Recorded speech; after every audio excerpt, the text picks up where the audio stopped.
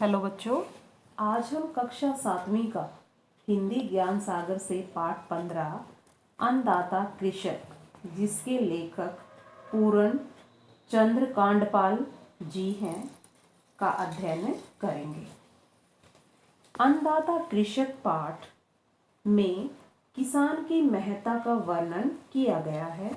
उसे मानवता का मसीहा तथा धरती पर या धरती का अवतारी पुरुष कहा गया है। जिसका ऋणी सारा विश्व है। वह फसल न उपजाता तो संपूर्ण विश्व भूखा रह जाता।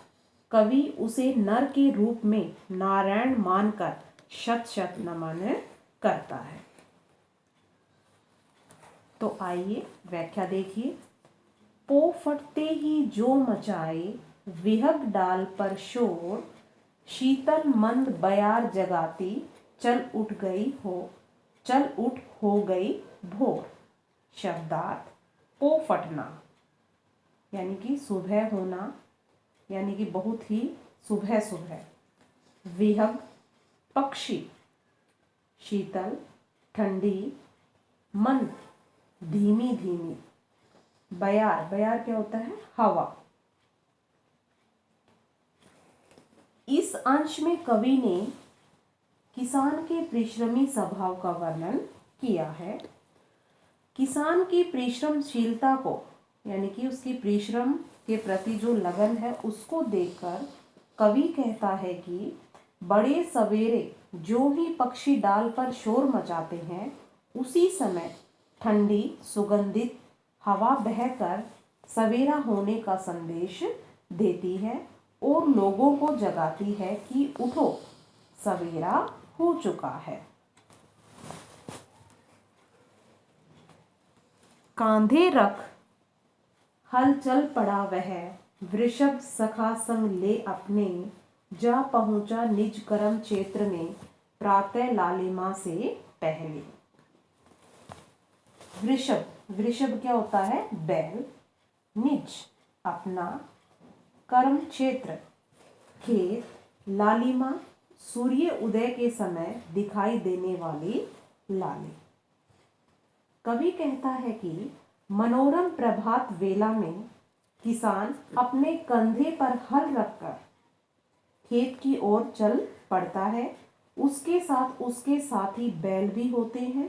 वह आसमान में आसमान में लाली फैलने से पहले ही यानी कि सवेरा होने से पहले ही अपने कर्म क्षेत्र खेत में जा पहुंचता है।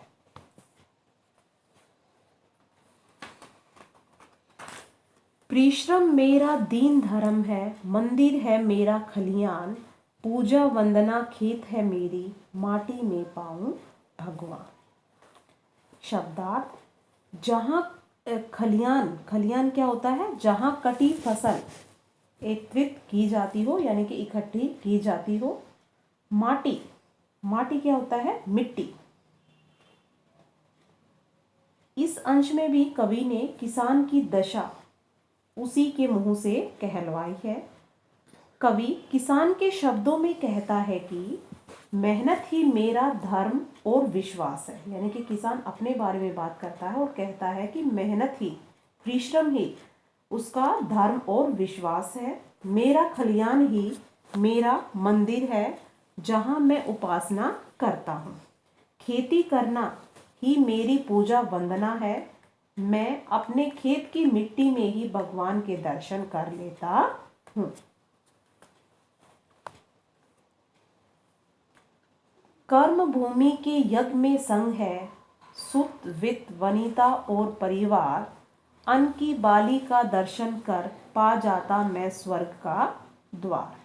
शब्दार्थ संग, संग क्या होता है? साथ, सुत बेटा, वित्त धन, बनिता पत्नी, बाली अनाज की बालियां। इस कर्म भूमि के यज्ञ में अर्थात खेत में अन्न उपजाते समय मेरी पत्नी, बेटा, मेरा परिवार और मेरे पास जो भी धन है वह मेरा साथ देकर सहयोग करता है। खेत में उगी फसलों की बालियों का दर्शन कर मुझे लगता है कि मुझे स्वर्ग का द्वार मिल गया है। मानवता का तू है मसीहा, सबकी भूख मिटाता है, अवतारी तू इस मही पर, परमेश्वर अंदाता है। शब्दार्थ देखिए, मानवता, मानवता क्या होता है? मनुष्यता। मसीहा, मसीहा क्या होता है? स्वामी या फिर मालिक। अवतारी, अवतार लिया हुआ। और मही, मही क्या होता है? पृथ्वी। अन्नदाता, अन्न देने वाला। इस ऊपर जो ये पंक्तियां हैं, इसमें कृषक की महिमा का वर्णन करते हुए कवि कहता है कि किसान को ईश्वर के समान मानते हुए कवि कहता है कि हे किसान, तू मानवता का स्वामी और उसे बनाए रखने वाला है। यानी कि तुझी से यह मानवता है, ये सब मनुष्य हैं, जीव जंतु हैं। तू परिश्रम से फसल उगाकर धरती के प्राणियों की क्या करता है? भूख शांत करता है। तू इस पृथ्वी पर ईश्वर का अवतार है। यानी कि अवतार क्या था? ईश्वर का ही रूप है। तू अन्न देने वाला ईश्वर है। कृषक तेरी ऋणी रहेगी सकल जगत की मानवता, यदि न बोता अन्न बीज तुर, क्या मानव कहीं टिक पाता। ऋणी, ऋणी क्या होता है? कर्जदार, सकल, संपूर्ण, जगत, दुनिया। हे किसान, तुम्हारे अथक परिश्रम से उगाए अनाज को खाकर संपूर्ण संसार की मानवता तुम्हारा कर्जदार रहेगी। अगर तुम अनाज के बीज न बोते तो धरती पर मानवता न बचती। अर्थात अनाज के अभाव में भूख से लोग मर जाते। जीवन अपना मिटा के देता है तो जीवन औरों को, सुर संत सन्यासी गुरु सम है आराध्य तू इस जग को।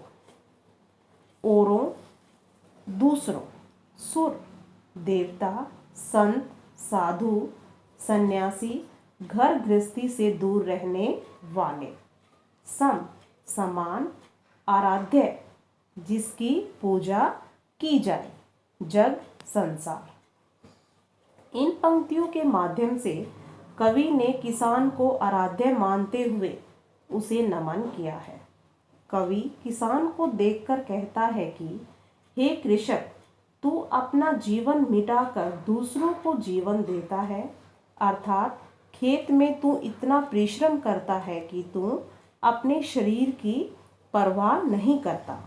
तुम देवताओं, संतों, सन्यासियों और गुरुओं के समान ही इस संसार के द्वारा पूजे जाने योग्य हो। धन्य है तेरे पंच तत्व को, जिससे रचा है तन मेरा, तन तेरा, नर रूप नारायण तू, तुझे नमन शत शत मेरा। कि तेरा पांच तत्व यानी कि धरती, आकाश, जल, आग और वायु से बना शरीर धन्य है। तू अपनी इन महानताओं के कारण नर के रूप में नारायण अथवा ईश्वर है। ऐसे नर रूपी नारायण को मैं सैकड़ों बार प्रणाम करता हूँ।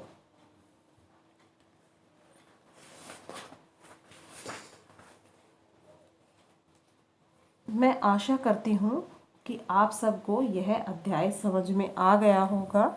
धन्यवाद।